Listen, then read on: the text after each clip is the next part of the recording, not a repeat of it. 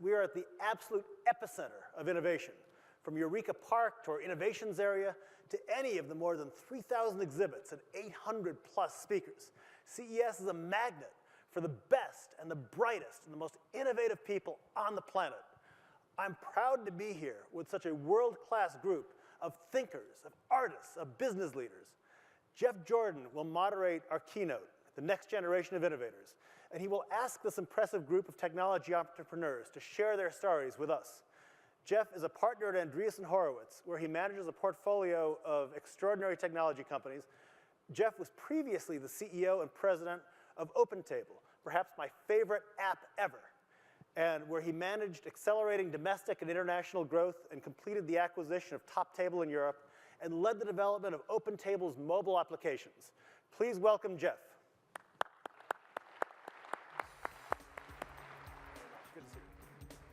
Hello, everyone. Thanks for joining us for the panel on innovation.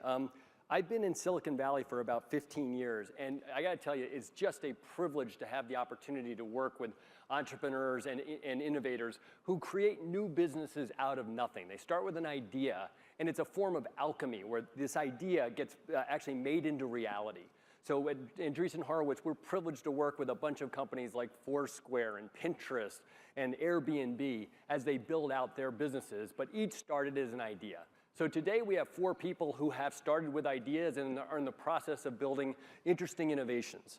First is a gentleman named Will I Am, who is chairman of IM Plus as well as a founding shareholder of Beat Electronics.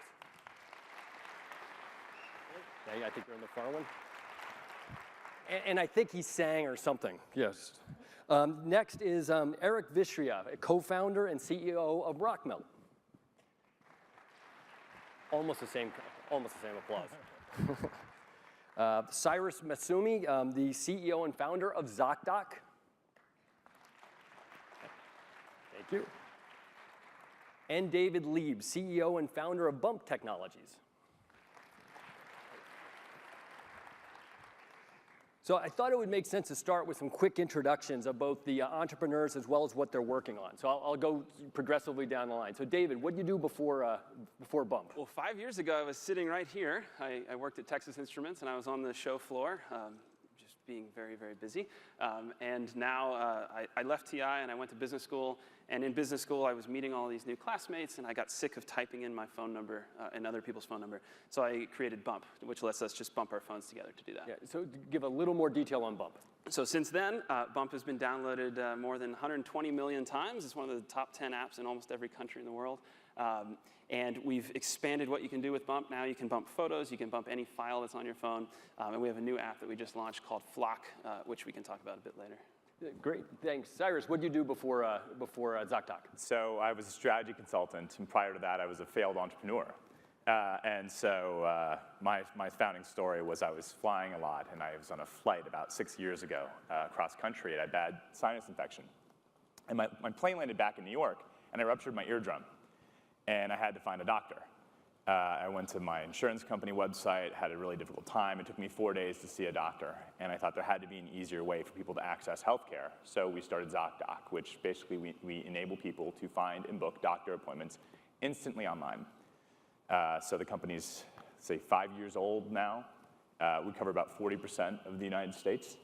And we just had our biggest appointment day ever yesterday, actually. We have nearly 3 million people a month using the site to book doctor's appointments. That's fantastic. Congratulations. Eric, prior to Rockmelt. Well, I was at HP, and I got to HP in acquisition of a startup called Opsware, which became a public company and got bought. And I was at HP for about a year. And my co-founder and I were using a web browser, like we all use web browsers. And we were kind of marveling at the fact that the web browser is the most important and most used piece of software in the world. Like, all of us use it for hours and hours a day. And it is pretty much unchanged over the last 20 years. Like, there's been almost zero innovation in the browser itself. And so we asked ourselves, well, what would happen if we just rethought how a web browser works and what it should do? And that's what we did. We started on the desktop.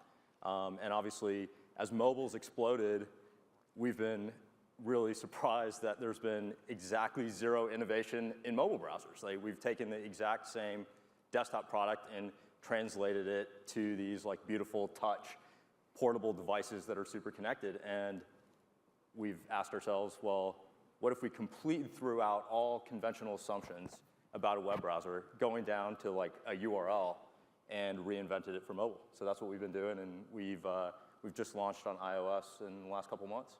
Excellent. So, Will, I think I know what you did before IM Plus, but why don't you talk about how you came to be an entrepreneur? So, being in a popular group, the world calls on you for a lot of things. If there is a tsunami or earthquake or a natural disaster, they call for us to raise awareness, to raise money. And if there's a product, they call for us to help sell the product. So we were the first song to launch iTunes and iPods in 2003. I remember that. Then I remember what our tour was like because of all the advertisement that came with Hey Mama and iTunes and iPods. So that took us around the planet on tour. And then I remember what tour was like in 2002. People watch concerts pretty much, they put their hands in the air, maybe a lighter. And in 2003, they watched concerts with their phones in the air, the whole show. So I was like, wow, look at that. Behavior changed. So I came back to America and I told Jimmy Iovine that we needed to be in the hardware business in 2004. And finally came around 2006, we started doing prototypes for Beats. And I was a part of Beats, still a part of Beats, and when it exploded, I learned a lot more. And throughout my career, I've been doing a lot of philanthropy. And I noticed these gapping holes in culture as it relates to young kids not caring about science, technology, engineering, and mathematics. So I started doing all this work in inner cities to get these kids excited and interested in taking on that skill set. So by saying to do that, and then I just stay all my life on tour and in clubs, that's kind of hypocritical. So I wanted to, show them that being an entrepreneur isn't hard. So I did this task of taking my earnings from Beats and funding my own project, not going to venture capitalists, just funding my own thing. Because it isn't like it's a whole lot of money. I mean, it is a lot of money. First, it is a lot of money.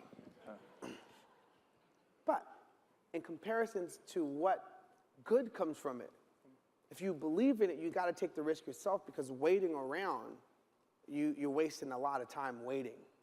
So I'd rather not waste time and do something that is beneficial for kids in inner cities, to give them direction, and at the same time create a vehicle for the next 20 years of my life by investing in myself. So that's what IM Plus is about. It's a passion point, but it's also purpose, because I get to speak and engage with these kids as this is something that we need to do. And because just wanting to be a musician, unfortunately, that vehicle isn't going to be moving. Yeah. So I could speak to the youth directly. Yep. Like, hey, I got to give you some insight on this industry here. Our world is doomed. You need to flee to the next city. Right? So it's kind of like, let's vacate, but educate yourself at the same time. So just you're practicing what you preach. Cool. Very helpful. Each of you had an idea and then made a decision to start a company. Can you explain kind of how that went? Anyone can. Yeah, so my experience, I never had to make this leap that a lot of entrepreneurs do. I was a student, I had this idea for this app, and a buddy and I started to build it. And what's cool about the world now is that you can actually build stuff that millions of people use without spending any money at all. I mean, we had millions of users of Bump before we had spent probably $2,000 or $3,000. And so that was a big shift. So it just kind of snowballed for us. It got bigger and bigger and bigger, and eventually we decided, oh, we probably should work on this full time. So we did that, and now a few years later, here we are with a very popular app. An IQ test in this case, yeah. Cyrus? I mentioned that in a prior life, prior to ZocDoc, I started another company that didn't end so well. And one of the things that, having a company and running it for several years and not having a happy outcome, it's very much, for me, I've never had children, but it was like having a child die. And it was really an emotional thing that I didn't really want to start another company again, at least not so soon. And the idea for ZocDoc came about, and really, it was like a pebble in my shoe. Like it kept eating away at me, and I was like, I don't want to do this. I don't want to. And I just kept talking to people about the idea and realizing that it was something that the world badly needed, and it was just so compelling. And myself and my two co-founders, we had great careers. I was at McKinsey, fast-tracked a partner, and I said, hell with it. Let's just try this out. So we rolled the dice and haven't looked back. And you left McKinsey? I left McKinsey to start ZocDoc. That's a big one. My experience is somewhat different in that I've known for a long time, like probably since I think back to when I was 8 years old, and I tried to start a lemonade stand, and my dad made me do a cash flow chart of how much lemonade I'd have to sell, and he was charging me rent for the sidewalk space and premium for the water and lemons. So I've known I wanted to try to start a company and build a company for a long time. And so kind of spent my early career, trying to learn as much as I could so that when I had a chance at it, hopefully I wouldn't completely screw it up. So that was how I approached it. Yeah, I think you answered that in the first question. Let me give you a different question then. We want to talk about what's it like to build a startup. So one of the questions is it easier or harder than you thought? And so Will, why don't you start with that? It's easier than I thought. I didn't, I travel the world a lot, and I love gadgets, I love technology, and I would always, think about what it took to make it. I wonder who's involved in this, I wonder who made this, who designed it, who funded it, because they're calling me to promote it. And I thought it was hard.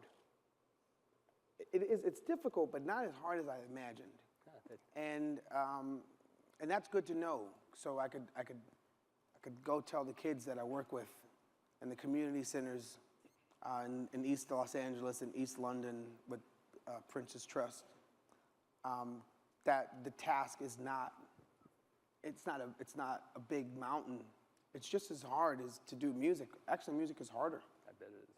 Like, to get mass audience and people that follow you and want to, bring you into their lives, and it's a totally different task.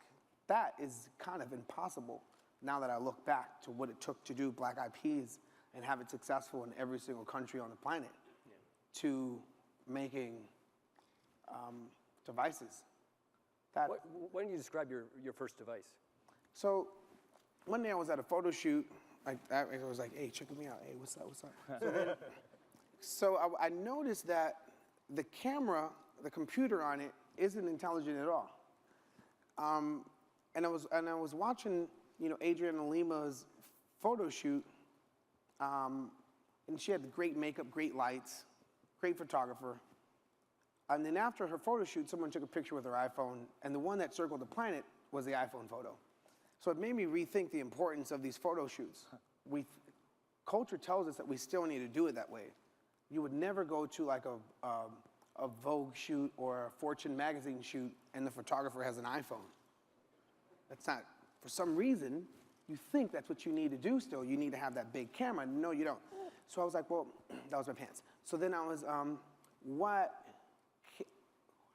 how can I fill this void that I see? I was like, instead of looking at an iPhone as an iPhone, let me look at an iPhone as a chip and use the iPhone as a cartridge, and then I build a case around it that turns the iPhone into a 14 megapixel by having a bigger sensor on it. And then how can I do the same for iPad mini? By putting a 4K sensor on it, but looking at iPhones as chips, because I consult at Intel. So working at Intel, I was like, wow, chips. Oh, wow, so an iPhone could be a bigger chip. So I did that, and the idea came in May. Thought of this in May. And then imagine, like, wow, I could get this in Christmas in Selfridges in London. Let me just pick one store. I don't want to do mass. Let me try to get this in one store and promote it the same way they would want me to promote somebody else's product. And that's a big task, to have an idea, to do a prototype, to get it in stores on Christmas. Did it. It is, so about a half year, where the traditional hardware cycles are a year and a half to 2. Yeah, no, it took, the idea came in May, so that means the hardware cycle had to come in, I was holding the first prototype end of June. That's pretty good. Non-working. So then this little robust team that we had, we were flying from Singapore to London, meeting me at odd places, campaigning, check this out, looking at it, don't fix this, change that, change this, boo-doo-doo-doo. And we put together a great team. There's like 6 of us. And we made the task, And great store within a store within Selfridges, great window displays on Oxford Street, on 3 floors, product. It was pretty fantastic on what you can do when you just buckle down and try to manifest that dream. That's great. That's really cool. Other guys, easy, hard than you thought? I think the things that you think are going to be hard are actually the easy parts, and the things that you think are easy are actually the really hard parts. So before I was an entrepreneur, I would look at these startups and admire them and think, how did they design a product like that? How did they build it? Turns out you just sit down and do it. It just takes 2 or 3 people, and that part's actually really easy. The hard part is when you try to build a company, and you have 20, 30 folks that you're now leading and trying to motivate. And so that looking in, that seems like the easy part, but that's actually the really hard part. It was funny, when I joined eBay, I was managing 2 people. 7 years later, I was managing 6,000 at PayPal. So that is the hard part. Yeah. I'm not sure if easy or hard would mean that it's work. And for me, it's not work. It's a lifestyle. It's passion, right? It's really just going all in. It's everything that you do. And so people, one of my friends from high school was here, and he was asking me yesterday if I'm still working as hard as I used to. I'm just living. And it's all one thing. Yeah, I think that to me is one of the biggest misconceptions about entrepreneurship is the actual expected value of financial outcome is way worse than if you went and worked at a company. It's way worse. And so the only real reason to do it is because you want to do it. You have to do it. You love it so much. And that's why I think it's very important that you pursue something like Will's talking about, or Sarah's talking about, that you're super passionate about. Because if you're not doing something that you're passionate about, you're going to be wake up in the morning and be like, holy crap, why am I not just working at a company? It's consuming my life. Else? Yeah. What are the biggest mistakes you've made? Oh, so many. Go ahead. God, there's so many. There's so many mistakes. So I say this in all seriousness. Every day, I probably make a dozen little mistakes and screw-ups and things like that. So I think the biggest thing that you can do is try to get the big things right and not worry about all the little mistakes, which will kind of correct themselves along the way. And probably the most important thing that I think we've done is we've tackled a very big market, and I'm super proud of the team that we've assembled to go do that. And that the team is investors and early customers and employees and everybody together to go tackle that. That's the thing I'm probably most proud of. Yeah, I would, fundamentally, if you think about all of our businesses and what helps us drive, it's having great people. We can't do it alone. We need to surround ourselves with great people. You need great people to get a product out in a few months, right, in time for Christmas. And so my biggest mistake early on as founder CEO, I hadn't hired a full executive team in the past, and I really just looked to a lot of people to get advice. And I think the bias in the outside world is that you hire for experience as opposed to intrinsics. And so we would just be talking to lots of people, and I had a few people that I knew very well that were really just rock stars. They had never played the role that we needed them to early on, but they were just rock stars, and I know they would succeed in anything that they would do. And we had an opportunity to bring both of them onto the company, and we just passed on it because I wasn't secure enough in my decision making back then to really just believe that someone's going to figure it out. I think that's a lot of the power behind the infamous PayPal mafia, right? They really just hired the smartest people that they all knew, brought them together and look at all the amazing companies that came out of it. And I think it's something that I've since tried to correct, and it's been a big part of how we hire now. It's interesting, in terms of PayPal, they hire the smartest people they know. They would not hire a single person who had experience in the financial services industry because of the historic risk aversion that brought. So, I mean, it was an interesting footnote. Yeah. Will, how did you pick your 6 folks, your small team? Come again? How did you pick your small team? Where did you assemble that from? So, you know, I like going to conferences, and I take pride in traveling the world, to going to WWW conference and, you know, GSM, and just like going and sponging. And I met all the people I work with at conferences, and some of the people that are on my team, like Kevin, I met through a venture that I had where it wasn't a bullseye, and I'm fortunate enough to still be able to have a retake. So as much as I want to say that was a mistake, I want to take that miss because it wasn't a bullseye, and take that miss with me so I can learn from that. So Kevin is still with me on the team from a previous venture I had in online beta platform that we did.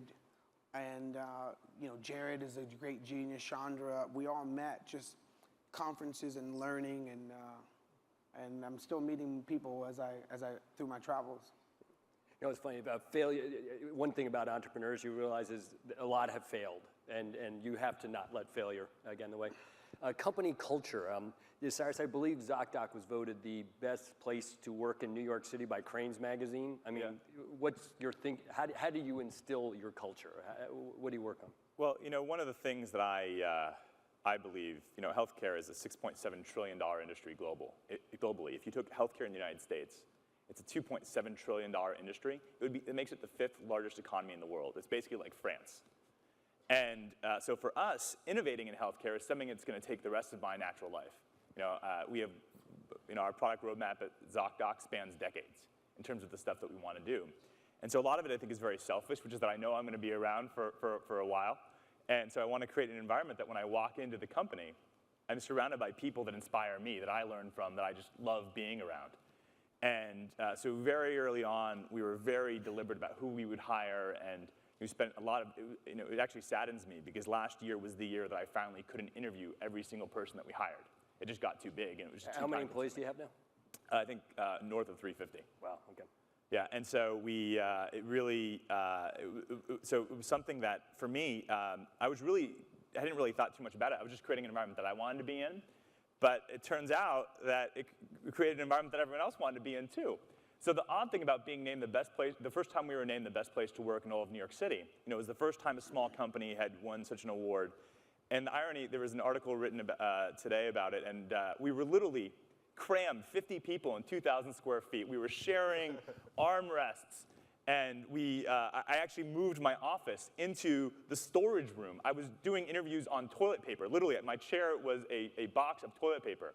And that was the environment that, it was considered the best place to work in all of New York. Why? Because we treated people like how we wanted to be treated. We created the perfect environment for us. And good toilet paper. Yeah. And we had plenty of toilet paper, exactly. Two-ply. It's a secret if you want to have the best place to work, you need two-ply. And so we, you know, it's paid its dividends because for the people that the culture is right for, you know, we have a very high acceptance rate. Literally less than 1% of the people that we interview will get hired by ZocDoc, but almost everyone that we give an offer to will accept. Which is great. One of the interesting things about in innovation is the pivot. PayPal pivoted, and pivot is where you make a significant change in strategy, something like 5 times before they found their model. It started out beaming money between Palm Pilots, then tried to become a bank, then a currency, and a bunch of other things. Everything work out as you guys originally sketched it out in the business plan? Hell no. Go for it.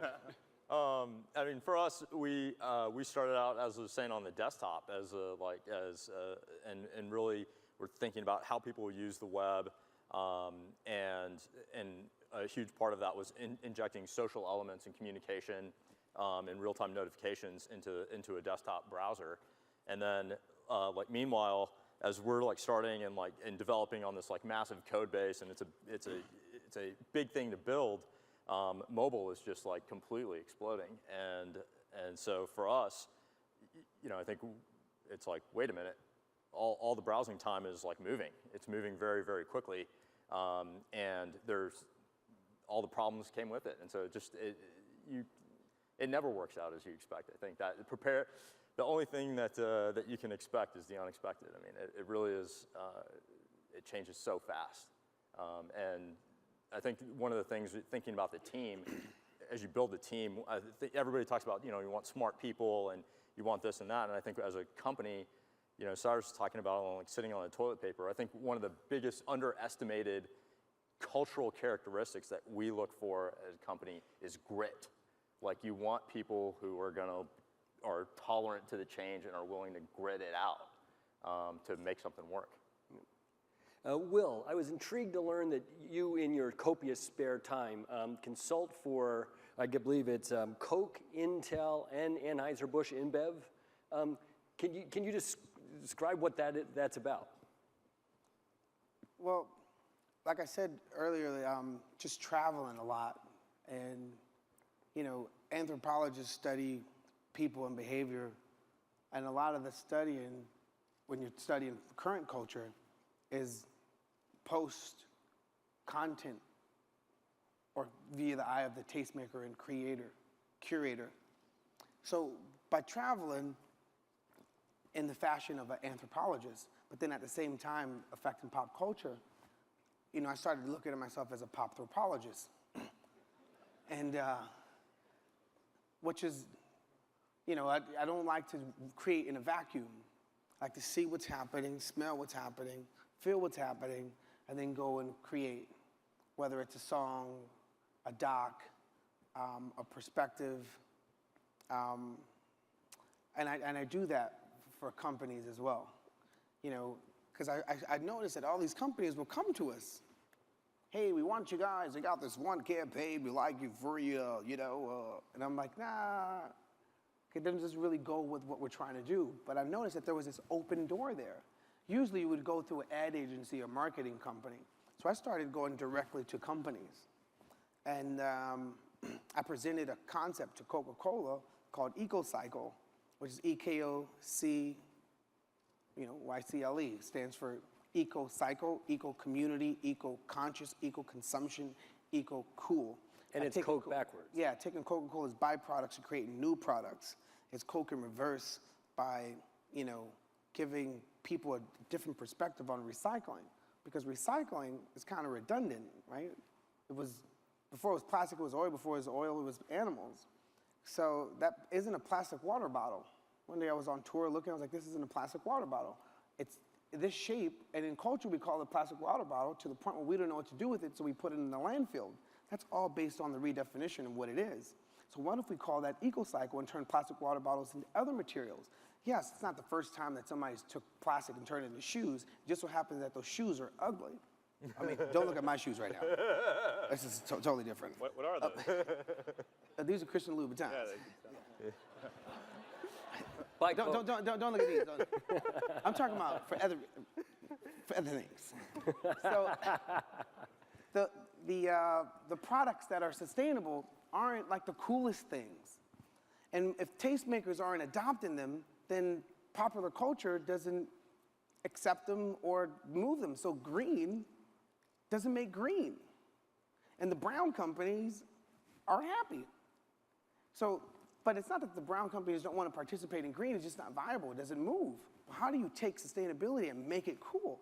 Well, okay, well, let's rethink everything now. Let's go backwards. Let's design with taste-making and disruption in mind. So this was in 2009, and it took about 2 years to get everything, working right. And now we launched it. We launched it in October. And we have, Levi's are making 501s out of, it takes about 4 bottles to make a pair of Levi's. We have Beats headphones, EcoCycles. We're getting our partners as we move on. So I do that kind of thinking for big companies as well as Intel, by traveling, hey, we should think about putting chips here. Just looking at popular culture differently. Yeah. And there's not really many people in my industry or people that have access to that perspective. Very cool. Yeah. 3 of the 4 companies on the stage are pretty much solely mobile concepts. Are we at a inflection point in computing and mobility that that drives that? Absolutely. I think, when I was here 5 years ago, I had a little flip phone, and it didn't really do very much, and I would go back to my computer to do stuff. And now I haven't opened my computer in days, and I just use my phone for everything. And I think the key difference is the mobile phone can know so much more about you, and it can provide app developers like us a platform to build just really, really rich experiences. So we started with Bump, and we kind of rethought how you would interact with people in the real world. Instead of typing on your phone, maybe you can actually interact with someone physically. And what I think mobile is enabling now is this whole next generation of apps. So for the last half century with computing, it's been very intent-based. I would take my punch card, put it in the computer, and it would do something. I would type on the keyboard, it would do something. I would move my mouse, I would touch the screen to interact and tell the computer what I want it to do. I think the next step is what I call the age of inference, where the computer is going to figure out what I want to do before I even think about it. So that's what our new app, Flock, does. It tries to figure out which photos you want to share with whom before you even think about it. So I think mobile will enable all of these apps to kind of flip. And instead of me telling the app what I want it to do, the app will suggest to me, like, hey, you might want to leave for your meeting down at the end of the strip because there's a lot of traffic, and you might want to take this route. So this is what mobile enables, these types of inference. What opened my eyes to mobile was earlier last year. Every time someone books an appointment on our website, they leave a review, and they also give feedback to ourselves, to the company. And there's this one review where this patient said, I was really sick at home, and I was too sick. I couldn't go to the computer to book my doctor's appointment. And then I checked the Apple App Store, and I was able to download a ZocDoc application right to my phone, and I could actually use my phone to book a doctor's appointment. Genius! And it really opened my eyes. I think it's come full circle that people are thinking, wow, they would never use things that they went from the phone to the internet and back to the phone, which is kind of amusing to me. No, OpenTable had the exact same thing. It's we replaced the phone, and now an enormous number of OpenTable's total reservations come through the mobile application. Yeah.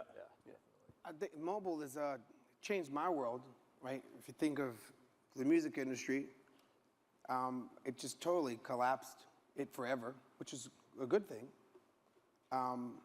Because for a while, we forgot that the record industry was technology. It just was old technology. When we go and sit up there and we accept that Grammy Award, people forgot that was an old iPhone. It's just a different type of phone. It's a gramophone. Right. And the company is RCA by purchasing Victor and creating, right? It's old technology. Right. So what mobile's done for my world was it's one to many. We never had that relationship. We had to go through so many middlemen to get to many. And we never knew who the audience was. So it really, opened this window of direct communication to people that enjoy the music and my perspectives, where I could talk to them. Twitter has changed my life and the people that like my music's life, because now we have this direct contact. And that's never happened. How many followers do you have, or about? Well, in real life, the number says 5 million, but it isn't really that. Twitter doesn't go that high. You know what I mean? No, if you just break it down for the people that don't use their phone anymore, and for people that don't really, interact, you just got to keep slicing it. Yeah. But I don't really look at the number. I look at when I'm on stage performing, getting ready to go for the second number, I go and check to see what people are saying. Are they enjoying the show? You never had that before. Right. That's cool. You never had that kind of interactive. I wonder what they thought about that number. Oh, wow, they really liked that one. Or, oh, wow, they enjoyed that one. Yeah. So, hey, check this one out. Wait till you see this. Look at the shoes I have on. So those type of things, they never had that type of link. But I think this is just the interim of what mobile, this ain't forever. Right? If it's changed this much, this fast, the next 5 years, 8 years from now, I think it's going to go back to home. And you can have some type of satellite thing that connects to your home. And the home is going to be the smartest thing ever. Right? If in 1920, a computer was a job, that was your profession. You computed for the municipal courts. A computer, 10 years from now, it's going to be a freaking appliance. It's like your computer's an appliance at your house. Right? 3D printers you're going to print your medicine, you're going to print organs and stuff. It's real stuff. I saw Dr. David Agus showed me this little like video of like a portion of a heart that was printed.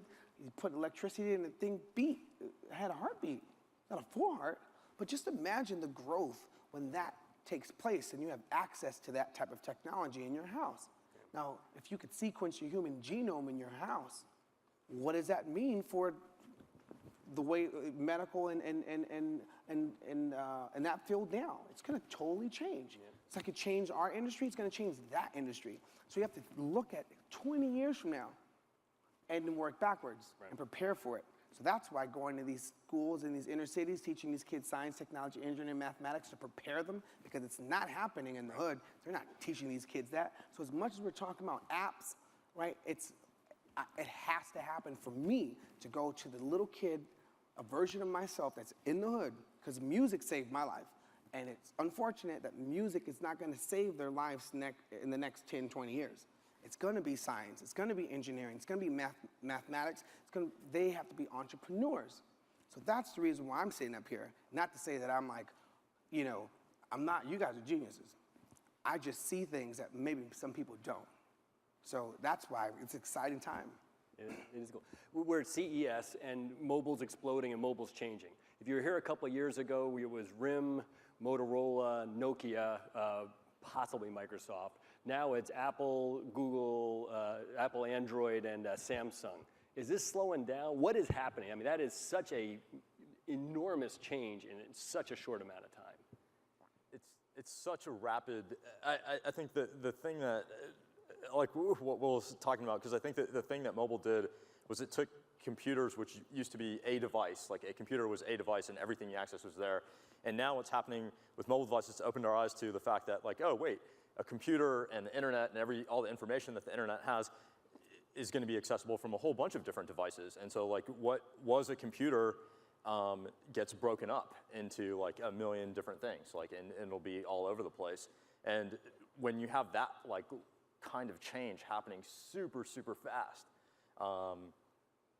I don't think that this is not this isn't the end of like it's Apple, Google, and Samsung have like taken over and it's over. Like I don't think that's true at all. I think we're at it's the first turn. There's going to be other turns. There's these companies that nobody's talking about right now. Yeah. So one thing about Apple, you look at Apple, if you dare to compare Apple to Samsung, Samsung sells more products, but for some reason Apple's a bigger brand.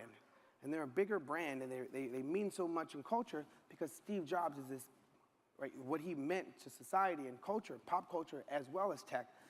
There's nothing like that. So that's part of the reason why Apple is Apple. It's synonymous with the arts, right? Every graphic designer prefers an Apple, and a musician prefers an Apple. DJ is DJ, you see that glowing Apple. Apple, Apple, Apple, as it relates to tech and the arts. So Samsung hasn't got that yet. They haven't got the art part.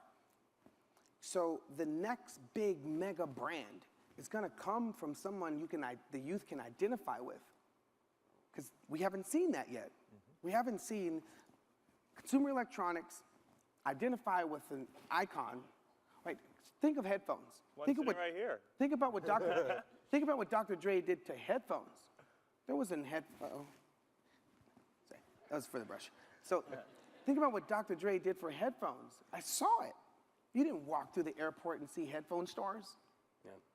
Just think of how it changed the marketplace in that. Here's an iconic person, Dr. Dre, and headphones. As much as I know that's not like the most technological piece of consumer electronics, but it changed manufacturing, distribution around a product. So you're going to see more of that. It's going to come in the next 4 years where that company was worth X, and 4 years from now it's like extra. And the opposite. And the opposite. Yeah. Big companies are going to collapse. Because these other companies they have invisible, they need people. They need celebrities to endorse it. That's going to come to a screeching halt soon. When a manager says, you know what you're paying, I'm just going to take my artist here. We're just going to develop it ourselves. Now, when that happens, Samsung is competing against people that have reach and leverage. People that have reach and leverage and do crazy things in 6 months at one store just for, let's see what happens. I have a feeling, Yeah. that this could happen. We're supposed to stand and twirl at this point. We mentioned Apple. One characteristic of the current technology environment is there are 3 or 4 companies that are essentially becoming gatekeepers and are closing their gardens. I mean, they went from walled garden to open gardens, and the walls seem to be going up again. Apple, Google, Facebook, Amazon. How do you navigate this as a fledgling consumer company? So my question to that is, do consumers like their phones more or less than they did 5 years ago when it was maybe more open or the internet was more open? And I think the answer is they like them more now. And so, yeah, there's walled gardens, but the user experience is so much better. So for us as app developers, we love what Apple's doing. We love what Android's doing. We work with those guys really closely because they make companies like us possible. I mean, I was a kid and I had this idea, and if I had this idea 5 years ago, there's no way I could have done it. And now I wrote an app and I put it on the App Store and it works. And now there's 120 million people that have it. So I think the walled garden approach is really great to change paradigms. And I bet we'll see it open up as we go forward. Other thoughts? I mean, I think what David said at the very end is actually the super important part, which is it will open up. Like it's just this natural pendulum of things. In order to get a lot of innovation really quickly, sometimes it's helpful to simplify things and lock things down. And now what you're seeing is the most popular apps on the iPhone are actually Google apps. So it's going to open up in its own way. So that doesn't worry me. Which operating systems do you support? Right now we're on iOS and we're working on Android and Windows 8. Hopefully we'll see. Will, you're iOS only at this point, right? Come again? You were iPhone only? Right now, yeah. Yeah. It's just a cleaner experience right now because the form factor for Android phones changes too fast to build hardware around this ever-changing thing called Android right now. So when we go over to Android, we will be our own thing rather than, being a case for like we are of iPhone. Yep. Cyrus, we're talking about cutting-edge technology, and you're trying to revolutionize the medical industry, which seems to be technology phobic, and there's lots of regulation that makes it even harder to do. What's that experience like? Well, it's interesting. I think the thing that the consumer technology companies have gotten right is the consumer piece. And I think that in healthcare, it's the one aspect of technology where the consumer has sort of been forgotten. And so, from our standpoint, our approach has always been, let's just go solve consumer problems and see where that takes us. And consumers reward us with their loyalty, and that consumer loyalty enables you to change the world. And that's been our sort of MO from the very beginning, and it's worked out really well. Good.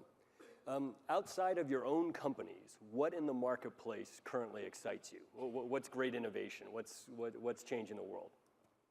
For me, it's 3D printers. That's going to change everything in our lifetime.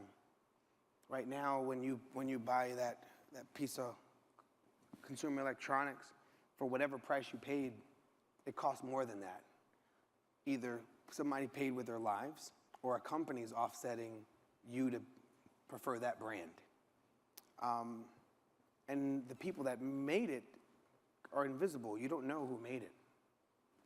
And that's going to come to a screeching halt when people realize that when machines make machines, and the things that you want can be printed in your house, and just the guts you replace them. we'll see that in our lifetime. You will see other things that are as big as your refrigerator that do things in the medical field. That will happen in our lifetime. Just like a microwave came in my grandma's lifetime, hospitals, medicine, doctors, that whole thing is going to be rethunk, and we're going to be a part of that. And we're going to see that in the next 20 years.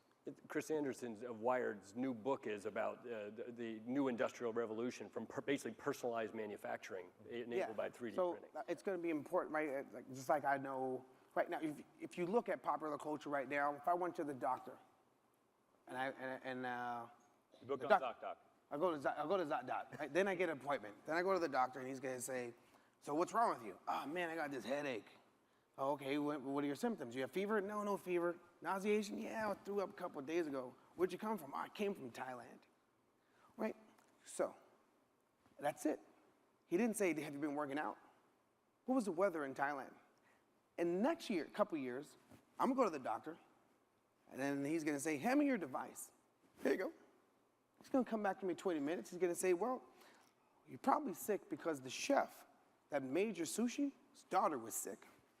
And you went out and worked out, and it was cold, and you didn't put a jacket on. That explains the fever. Because I saw your tweets. None of that's happening right now. Yeah. That doesn't happen at the doctor's office. Yeah. It's like, there's this world called medicine, call me when you get sick, and then send you off back to life to make some more dumbass mistakes. Here's some medicine until you come back. That's all going to change in our lifetime.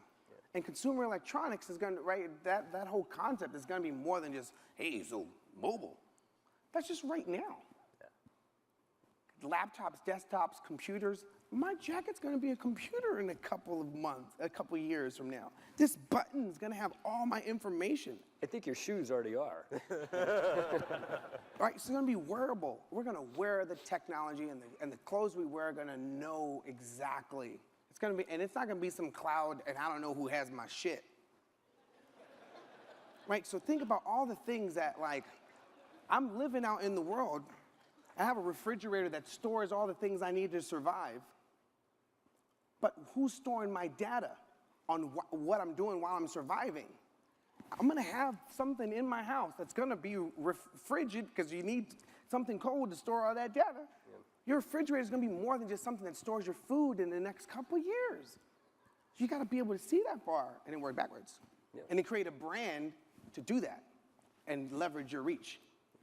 There you go.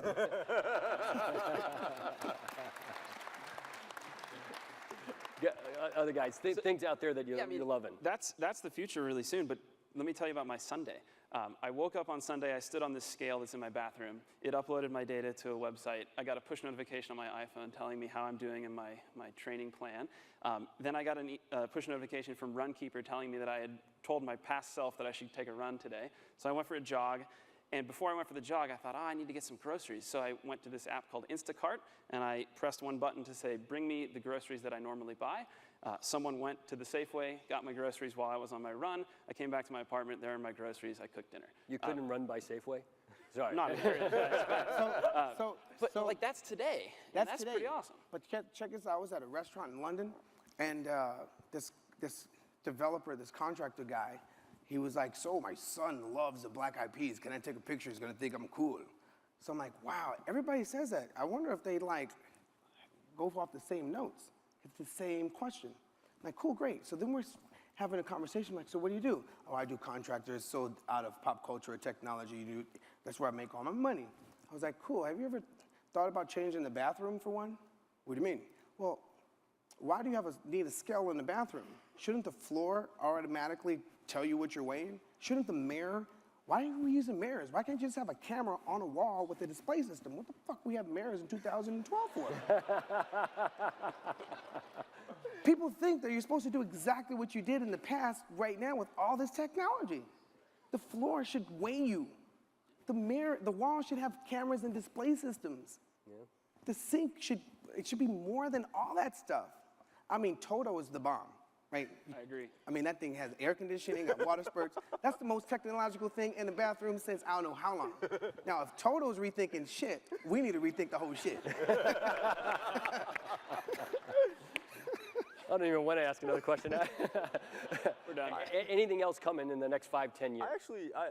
Totally different than like, mobile and like all in our day-to-day lives, which is super cool, and that's happening.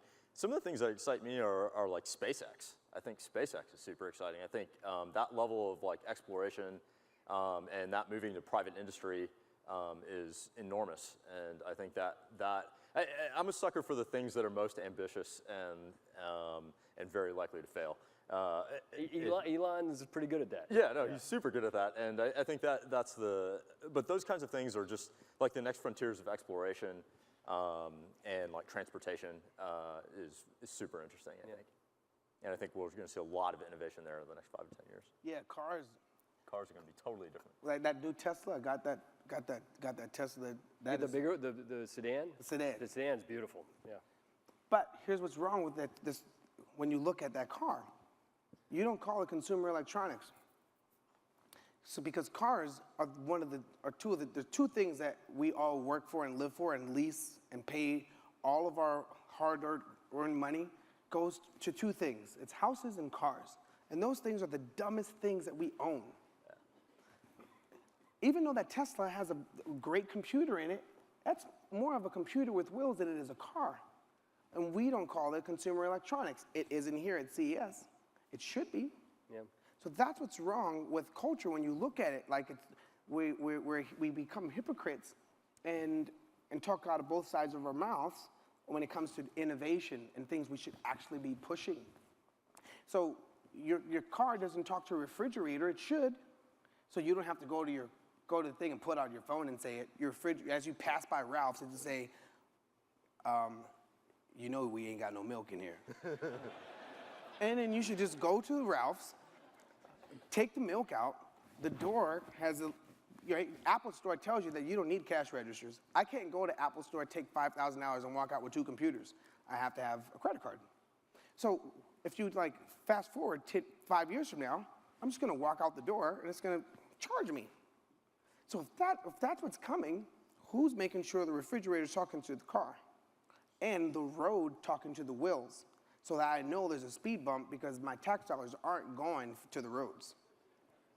So the car's not talking to the road's not talking to my house. The house is not talking to my phone unless I get some type of device to make it do that because the house wasn't built for communication. So all those things, so that's why I like traveling. I'm just like I sponge up anything. I sponge up this whole room already. That's fun. Is it a good time to be an entrepreneur?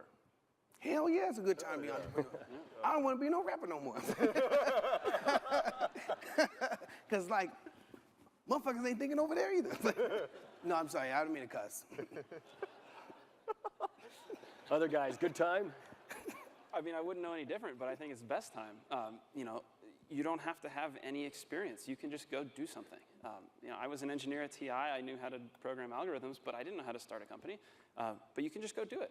And I challenge everybody out there. Like, if you have an idea that you're passionate about, like, go do it.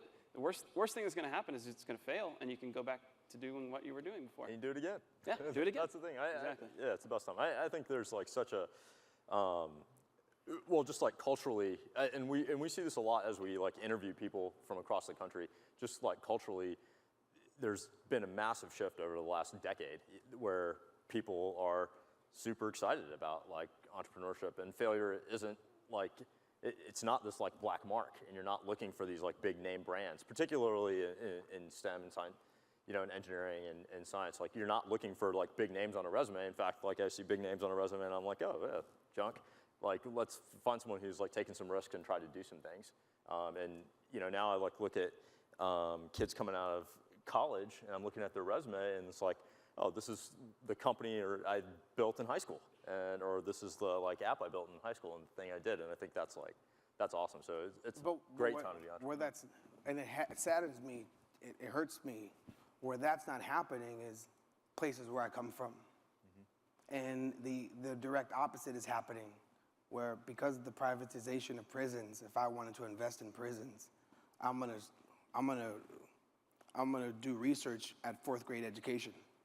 I'm gonna see how these kids are performing at a 4th grade level, and that's most likely where I'm gonna put my prison around, somewhere around that area.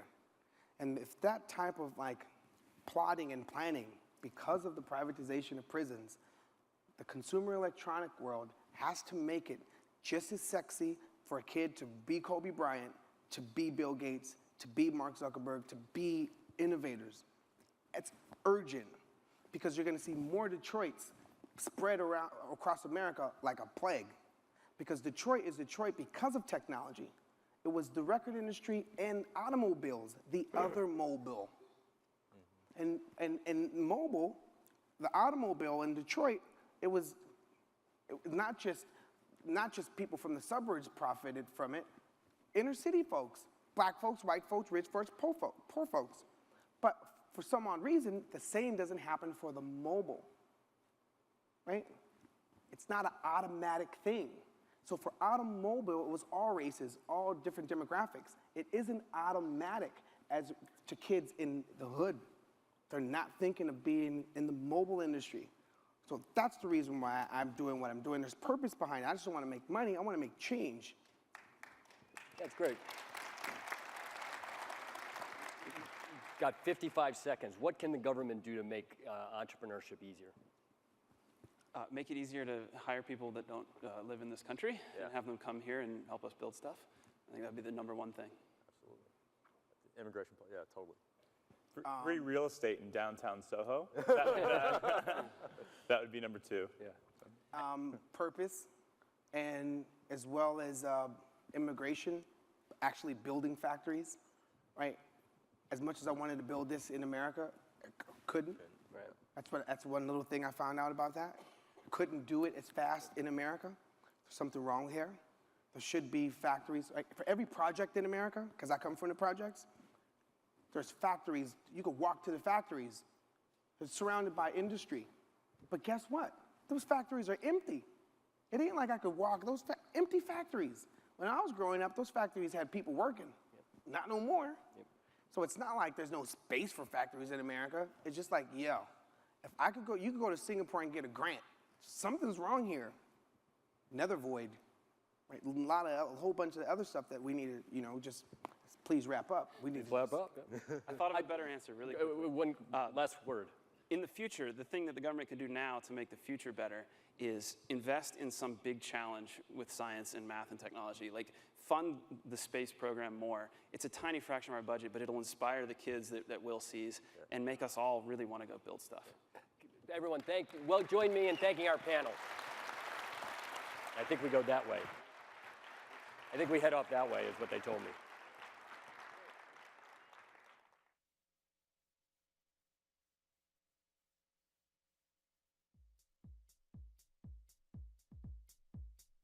¿Operadora?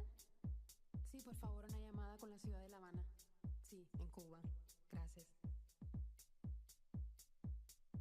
¿Está comunicando? Oh, cuánto me alegro. Gracias. Sí, mire, deseo hablar con Julián. Sí. Sí, le habla de Ibiza, sí. Dígale que es Teresa. Sí, él sabe quién soy yo. Gracias, espero. Hola, Julián. Soy yo, Teresa, ¿te acuerdas? Sí, la muchacha con la que pasaste las vacaciones en Ibiza.